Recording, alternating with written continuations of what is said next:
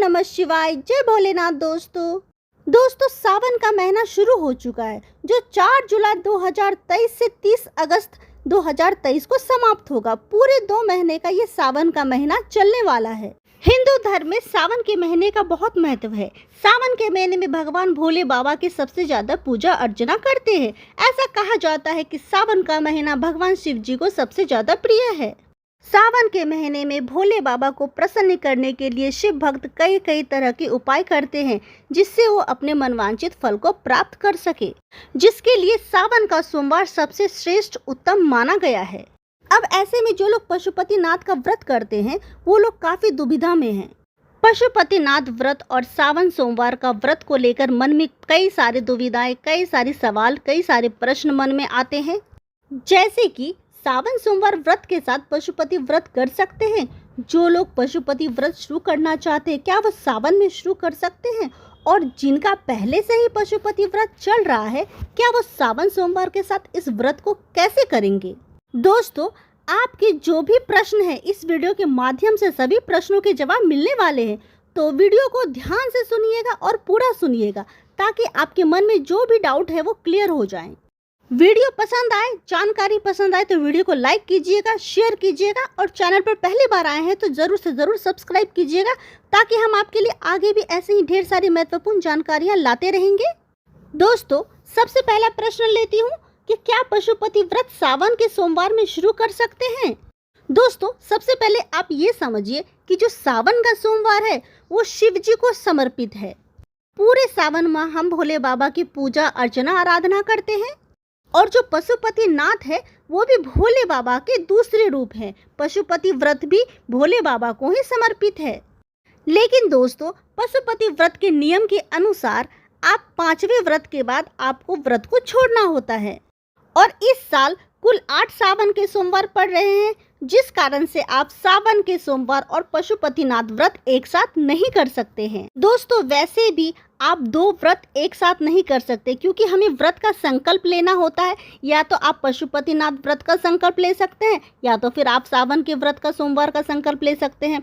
तो आप दोनों व्रत का संकल्प एक साथ कैसे लेंगे? इस कारण से भी आपको कभी भी कोई भी व्रत करना हो तो एक समय पे आप एक ही व्रत कीजिए और एक ही व्रत का संकल्प लीजिए। अब दोस्तों, बात करते हैं कि जिनका पहले से ही पशुपति व्रत चल रहा है वो सावन सोमवार के साथ क्या इस व्रत को कंटिन्यू कर सकते हैं? तो दोस्तों, मान लीजिए कि आपने 2 पशुपतिनाथ का व्रत कर लिया है और जो सावन के सोमवार के दिन आपका तीसरा पशुपति व्रत पड़ रहा है। लेकिन दोस्तों, अगर आप सावन का सोमवार कर रहे हैं तो फिर आप पशुपतिनाथ व्रत कंटिन्यू नहीं कर सकती हैं। फिर आप सावन सोमवार का व्रत का ही संकल्प लें और जैसे ही ये सावन का सोमवार समाप्त हो जाएगा 30 अगस्त के बाद, फिर आपका जो सोमवार पड़ेगा उस सोमवार से आप पशुपतिनाथ व्रत कंटिन्यू कर सकते हैं। आपका तीसरा पशुपतिनाथ व्रत उस समय आपका शुरू होगा। और दोस्तों, अगर आप मासिक धर्म में भी हैं तो आपका वो जो पशुपतिनाथ व्रत है वो काउंट नहीं होता है। इस मासिक धर्म में आप पशुपतिनाथ व्रत नहीं रख सकती हैं। अब फॉर एग्जाम्पल आप इस तरह से इसको देखिए कि आपने 3 पशुपतिनाथ व्रत कर लिया और जो पहला सावन का सोमवार है वो आपका चौथा पशुपतिनाथ व्रत पड़ रहा है। लेकिन दोस्तों, आपको चौथा पशुपतिनाथ व्रत सावन के सोमवार के साथ नहीं करना है। जब सावन का सोमवार पूरी तरह से खत्म हो जाए उसके बाद का जो सोमवार आएगा उसमें आपका चौथा पशुपतिनाथ व्रत आप रखेंगी।